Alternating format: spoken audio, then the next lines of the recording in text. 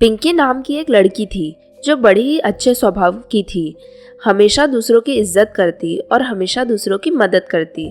लेकिन उसमें एक ही बुराई थी, वो हमेशा अपनी मर्जी चलाती थी और अपने मन का काम लोगों से करवाती थी, चाहे उसके लिए उसे लोगों को ब्लैकमेल ही क्यों ना करना पड़े। ऐसे ही एक दिन जब उसकी माँ घर में अकेली होती है तब, मम्मी मुझे 5,000 रुपये दे दो, मुझे अपनी दोस्तों के साथ पार्टी में जाना है, इसलिए वहाँ पैसों की ज़रूरत पड़ेगी, इसलिए मुझे पैसे दे दो, तभी मांग रही हूँ। पर बेटा ऐसी कौन सी पार्टी में जाना है तुझे जहाँ 5,000 रुपये की ज़रूरत पड़े और इतने सारे पैसे खर्च हो, तो ऐसी पार्टी में तो रहने ही दे, कोई ज़रूरत नहीं है फालतू पार्टियों में जाने की।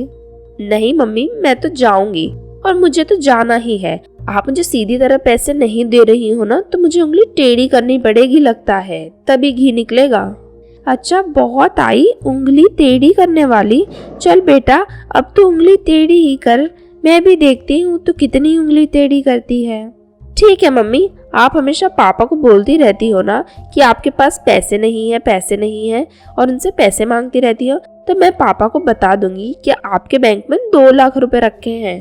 पर बेटा ये तो मैंने अपने घर की इमरजेंसी के लिए ही रखे हैं, कभी जरूरत पड़ जाए और पापा से भी ना हो सके तो रुपए मांगना नहीं पड़ेंगे, इसलिए ये जरूरत के टाइम के लिए रखे हैं। जो भी हो, मैं तो जानती हूँ ये सब। अब आप मुझे बताओ, मुझे 5,000 रुपये दोगी या नहीं? ठीक है बेटा ले लेना, पर ये अच्छी बात नहीं है, किसी को ब्लैकमेल करने की आदत जो तेरी पड़ी हुई है ना, देखना जिंदगी में बहुत पछताएगी तो इसके लिए। फिर पिंकी पार्टी में चली जाती है। वहाँ उसे एक लड़का मिलता है जिसका नाम दिनेश होता है। उसे दिनेश पसंद आ जाता है और उसके बारे में कुछ जानकारी निकलवाती है। उसके बाद उससे बात करने जाती है और बोलती है, अरे दिनेश कैसे हो? अरे पिंकी, लेकिन तुम मुझसे क्यों बात कर रही हो? मैं तो तुमसे कभी बात ही नहीं कर रहा और ना ही तुम्हारा दोस्त हूँ, तो आज मुझसे क्यों बात कर रही हो? अरे मुझे तुम पसंद हो, इसी बारे में तुम्हारे साथ बात करनी थी, लेकिन तुम तो अपने में ही गुम हो। पसंद और मैं? लेकिन मैं तो तुम्हें पसंद ही नहीं करता हूँ, तो ये बात का तो कोई मतलब ही नहीं है। अब जाओ यहाँ से और मुझे अकेला छोड़ दो। पता नहीं कहाँ कहाँ से आ जाते हैं मुझसे बात करने। अच्छा तो ऐसा है ना, तुम मुझसे शादी करोगे या नहीं ये बताओ, बस मैं तो ये जानना चाहती हूँ। शादी? और वो भी तुमसे? तुम एक नंबर की बदतमीज हो, बहुत ही घमंडी हो। अपना काम निकलवाने के लिए तुम लोगों को ब्लैकमेल भी करती हो। तुम जैसे इंसान पर भरोसा करके शादी करना तो मुझसे नहीं होगा। अच्छा जी, इतना है? अगर विश्वास की बात है तो मैं तुम्हें ऐसी बात बता सकती हूँ जिससे लोग जरूरत पड़ने पर गधे को भी बाप बना लेते हैं, और वैसे ही तुम मुझे अपनी पत्नी बना लोगे। ऐसा है तो चल बता, ऐसी कौन सी बात बताना चाहती हो? मेरा जवाब तो तुम जानती ही हो, पर अगर तुम कुछ बोलना चाहती हो तो बोल दो, मैं भी तो सुन लूंगा कि तुम्हारे पास क्या है। बोलो जल्दी। मुझे पता चला है कि तुमने अपने कॉलेज की डिग्री लेने के लिए किसी और से अपनी एग्जाम दिलवाई थी, तभी तुम पास हो पाए हो, और ये बात छोटी बात तो है नहीं, है ना? जहाँ तुम जॉब करते हो, अगर वहाँ जाकर मैंने ये बता दिया तो तुम्हें ज्यादा फर्क तो नहीं पड़ेगा, है ना दिनेश?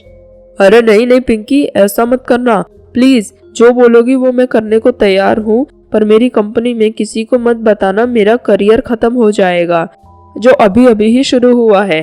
ठीक है नहीं बताऊंगी, पर मेरी शर्त जानते हो ना, मुझसे शादी करके मुझे अपनी वाइफ बनाना होगा और अपने घर लेके जाना होगा और प्यार से भी रखना होगा, कभी भी कोई चीज की कमी नहीं होनी चाहिए मुझे। अरे बस इतनी सी ही बात है, मैं तो तुम्हें पहले ही पसंद करता था, मैं तो बस तुमसे मजाक कर रहा था और तुम तो इतना सीरियस हो गई। मैं बनाऊंगा ना तुम्हें अपने घर की बहू, अपनी वाइफ, हमेशा हमेशा के लिए। ठीक है पिंकी? ठीक है, मुझे भी यही सुनना था। तुमने ये पहले ही बोल दिया होता तो मुझे तुम्हारे बारे में ये सब नहीं बोलना पड़ता ना, लेकिन कोई बात नहीं, ठीक है अब सब अच्छा है। ऐसे ही पिंकी की शादी दिनेश के साथ हो जाती है और वो अपनी ससुराल में रहने लगती है, जहाँ उसके सास और ससुर 2 ही लोग होते हैं। छोटा परिवार होता है, बहुत ही खुश होते हैं सब। पिंकी के ससुर बिजनेस करते हैं जिनमें उन्हें अलग अलग लोगों के साथ डील करनी पड़ती है, तभी उनका बिजनेस पार्टनर वहां आता है। अरे भाई, कैसे हो? बहुत दिन हो गए, तुम तो घर आए ही नहीं, तो सोचा क्यों ना मैं ही यहाँ आ जाऊँ कुछ मिलने, इसी बहाने बिजनेस की भी बात हो जाएगी। अरे अच्छा हुआ तो आ गया। वैसे भी हमारी डील एक रुकी पड़ी है, उसका क्या करना है? उस डील की वजह से हमें नुकसान भी हो सकता है। अरे यार, वो डील नहीं करनी, अब उसमें बहुत नुकसान हो सकता है हमारा। क्लाइंट के बारे में पता किया, एकदम बेकार है, इसलिए वो डील नहीं करते हैं, वही हमारे लिए अच्छा रहेगा। चलो अच्छा ही है तूने देख लिया, तू सही ही देखा होगा। अब वो डील बंद ही रख करते हैं और आगे बढ़ते हैं ताकि और फायदा हो सके। पिंकी ये सब सुन रही होती है और उसे लगता है कि कुछ फायदा हो जाए उसका अपने ही ससुर की कंपनी में नुकसान करा के। तब वो अपने ससुर के बिजनेस पार्टनर को बोलती है, अंकल जरा यहाँ आना, तो कुछ काम है आपसे, कुछ जरूरी बात करनी है ताकि कुछ फायदा हो सके हम दोनों का, मेरा भी और आपका भी। क्या हुआ बेटा? और तुम तो बच्ची हो, तुम क्यों मेरा फायदा करवाओगी? और तुम्हें क्या फायदा चाहिए? अच्छी लाइफ चल रही है, मजे से जियो। अरे अंकल, आप है ना, वो डील कर लो, उसमें मेरा फायदा है, बस मैं आपसे ये बोलना चाहती हूँ। पर बेटा, ये डील अच्छी नहीं है, इसमें किसी का भी कोई भी फायदा नहीं है। मेरा या तुम्हारी फैमिली का, दोनों का नुकसान ही नुकसान है इस डील में। अंकल, इस डील में मेरे ससुर का नुकसान है लेकिन मेरा फायदा है। अगर ये डील हुई तो मेरा फायदा ये है कि पावर उनके हाथ से चली जाएगी और मेरे हाथ में आ जाएगी, और आपका फायदा ये है कि मैं किसी को भी नहीं बताऊंगी कि आपकी लड़की ने एक ड्राइवर के साथ शादी कर ली है।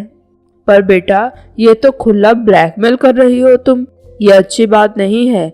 ऐसा घर में करने से किसी का कुछ भला नहीं होगा। वो सब आप मुझ पर छोड़ दो और आप जितना कहा जा रहा है बस उतना करो, फिर आप देखते जाना। ठीक है बेटा, तुम बोल रही हो वो कर तो दूंगा मैं, पर तुम एक बात जरूर याद रखना, जो तो दूसरों के लिए खड्डा खोदते हैं, कभी ना कभी उसी खड्डे में वो खुद भी गिरता है। ओ अंकल, जितना बोला है ना उतना करो, ज्यादा ज्ञान मत दो यहाँ मुझे, समझ गए? बस जैसा बोल रही हूँ वैसा वैसा करते जाओ। ठीक है बेटा, जैसा तुम बोलो।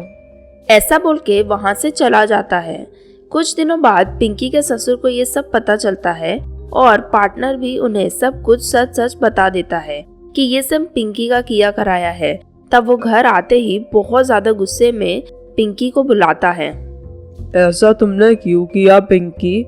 हमने तुम्हें बेटी की तरह रखा और तुम घर को ही दीमक की तरह चाट जाना चाहती हो। बोलो, ऐसा क्यों किया तुमने? पापा जी, सॉरी, मुझसे गलती हो गई, मैं बस अपनी पावर मजबूत करना चाहती थी घर में, और कुछ नहीं।